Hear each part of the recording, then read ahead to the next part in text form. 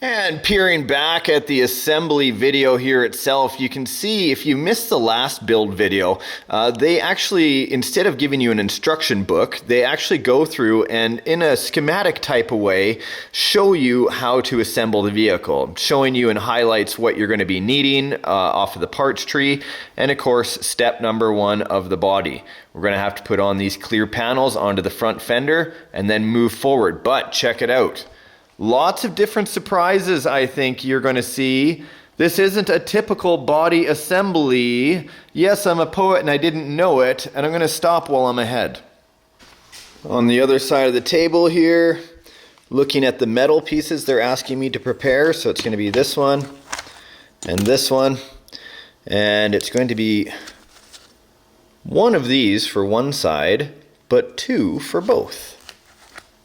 Yes, what you do to one side, you must do to the other. That is what my wife says to me often.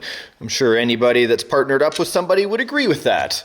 These brackets go on the inside, except I'm going to need bag G for the proper screws. Ta-da! And then this smallest little pin right there.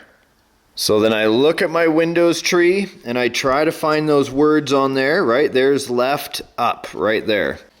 Yes, check it out. I love fitment like this. So this is the right side.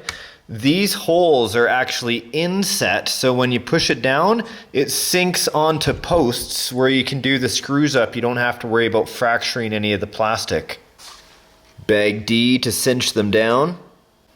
And once those are cinched into place, I did do both sides, I take my first metal piece.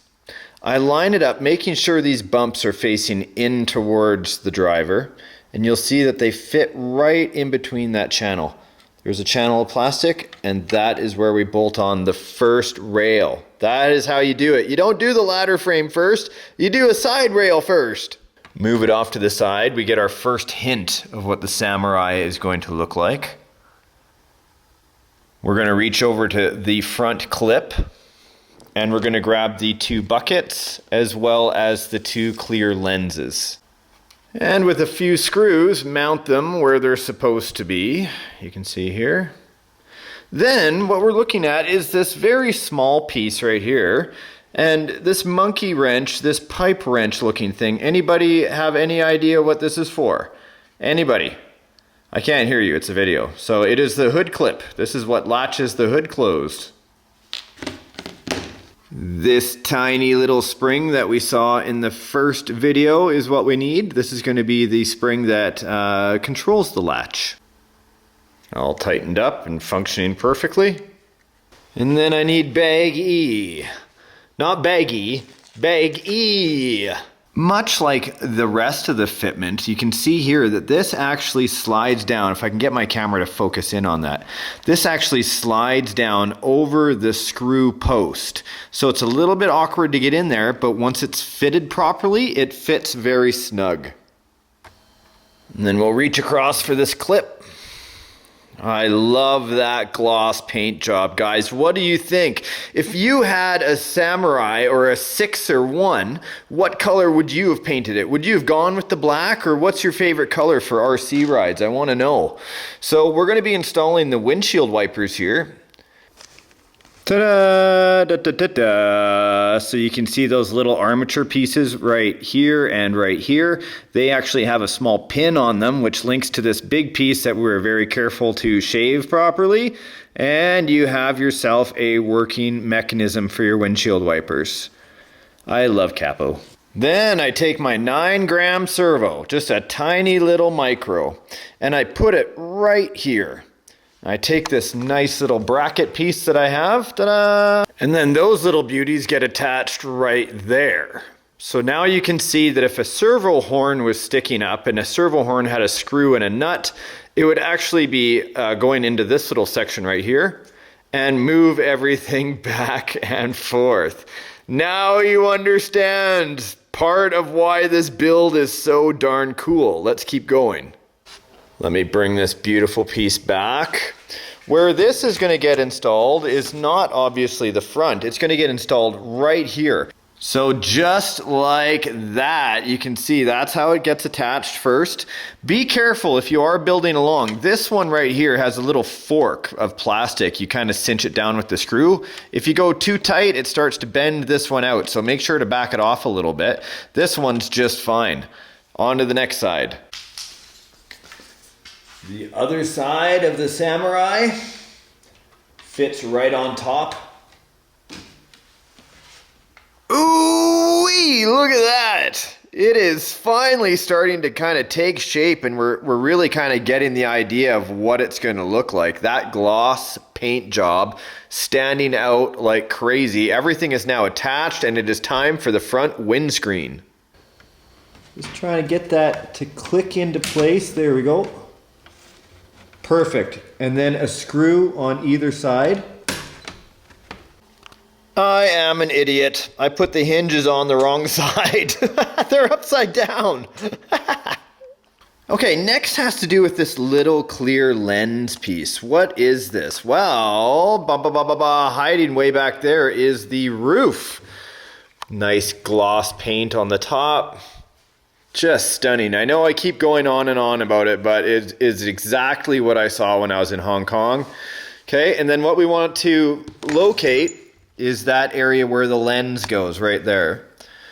Take a couple of new screws out of bag B and get that on. Yep, bag B is even smaller. I didn't know that they could do it.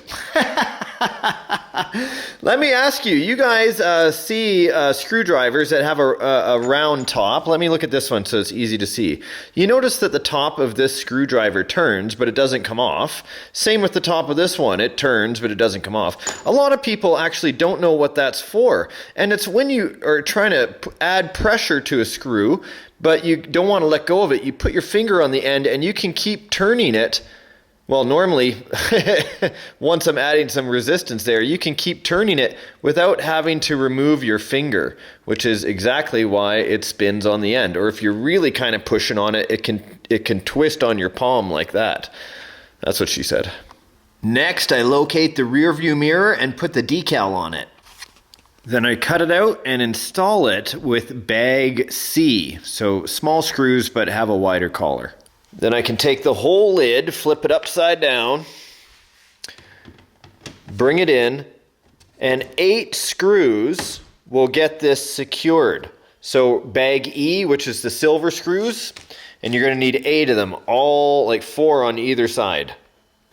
Okay, the back door. Let's see, I've got a whole bunch of hardware on here, but if I just do some movie magic, ba-bam!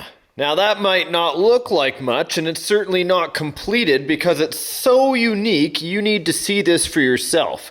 This is the inside panel to the back door. This is the back door with hinges on it, which is no big deal. But then what is this spring setup assembly? It's one plastic piece right here that's kind of like this little T-bracket that has a pin coming down with a spring on it. Well, if you flip it over and have a look, this actually is a door handle. A door handle that has a working action lever system. Are you kidding me? Let me show you. Now that you understand how the assembly looks, I'll put this back together and you guys can see it. And there it is, all fingerprinted up. Perfect for a murder crime scene. You could lift prints off of this, no problem. So the back door mechanism, you lift up the handle and it pops open. Ta-da! Now I used different screws than what they're asking for right here. They asked for these M2.5 by 6s in bag E, but I find the bag E screws to be way too big of a neck there, and so I found these other screws to work much better. A little bit thinner down there makes it a lot easier to accommodate. That is also possibly what she said. This is getting to be a weird show. Isn't that a neat looking spring? It's got a perch on it. What would that be for? Well, here is the hood. If you flip over the hood, right above the Capo sign, you'll see an installation area. You want to take that spring, drop it down right there, just like a hood spring. Then you've got a clear piece like so. You take that, drop it right down on top and install. We'll bring this shell back, flip up the hood hinges, and then this fella is going to get installed behind the hood hinges like that, and those just pop into place. And of course this time there's no issue at all with these screws. They fit properly. Okay, once the screws are done, I'm going to go ahead. It's so neat looking at that little spring up there. Hey, look at this.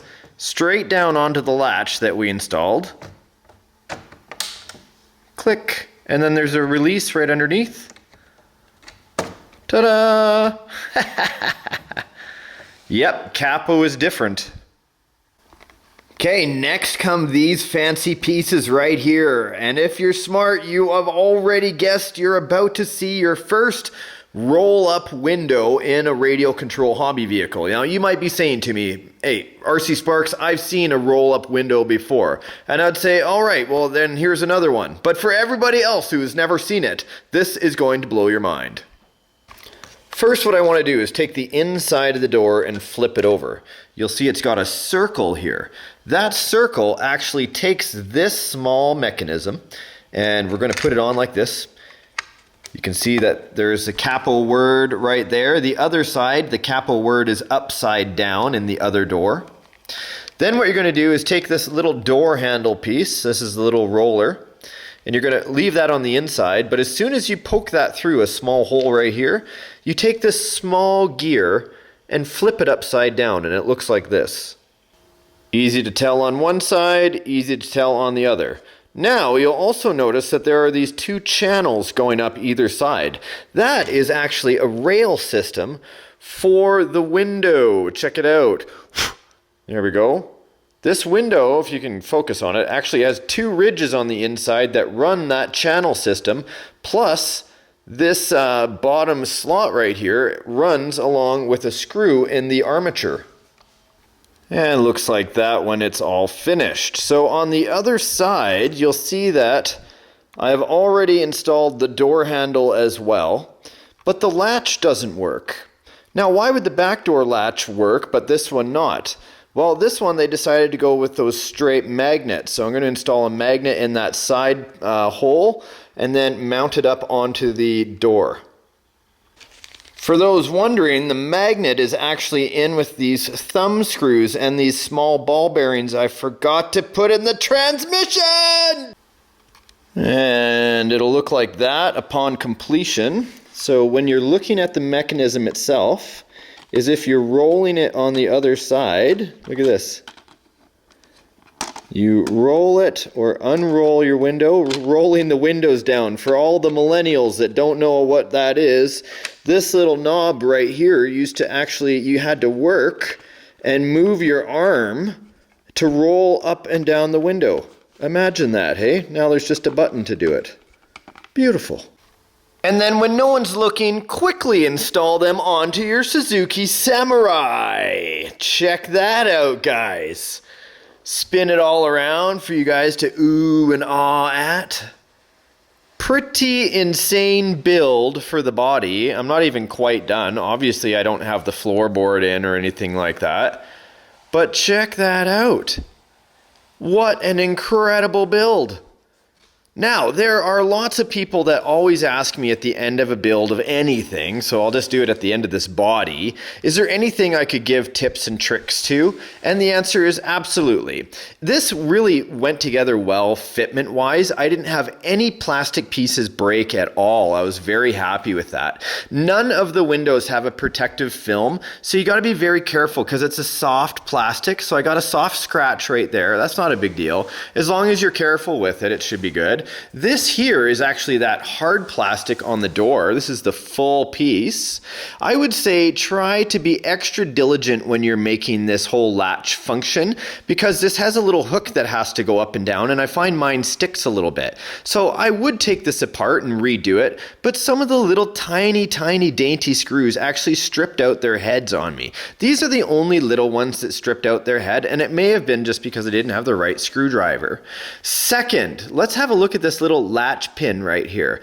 Mine didn't have a stopper back there, so I went to push it in and it went all the way in, and I had to figure out a way to pull it back out. So I put a small screw in there to begin with, then I put the pin in, and it seems to sit there perfectly. Nothing slides in or out. Another thing I'd like to mention is the doors actually operate on a magnet system. So you shove a magnet into this small hole right there, and then you shove a magnet into this small hole right here on the door panel. But if you're not smart like me and you don't do the proper positive and negative to it, you might find yourself having two doors or a door that resists closing. Well, once you figure out a way to get that magnet back out, or if you're smarter and you've actually thought ahead of the game, you'll actually line them up so that they're not causing themselves to push away from each other. That's no problem. The other thing is that the instruction video says go ahead and glue the top of this to make sure you've got a proper tight fit against the top of the frame, which I would agree. But you also have to be aware that if you're going to do that, be careful of your window setup structure, because you don't want to be gluing your window shut, right? And they say make sure to have the window down when you glue the top, but what they don't say is don't do the sides, right? Because if you do the sides, you're going to have a hard time rolling it up because they'll be sealed. The front hood, everything works mint, perfect, exactly the way it should. You can see it clips shut right there. And really, overall, I love this whole body build. It's the biggest one I've built yet. Everything from the working mechanisms on the door to the windshield wipers. Come on now, when was the last time we got to see working windshield wipers on a model that's actually under $1,000 USD. This whole model, everything is under $1,000. As far as I know, the North America version actually comes with a whole light kit. Unfortunately, the other ones don't, but I think there is a price difference. Guys, what do you think? Smash that like button right now.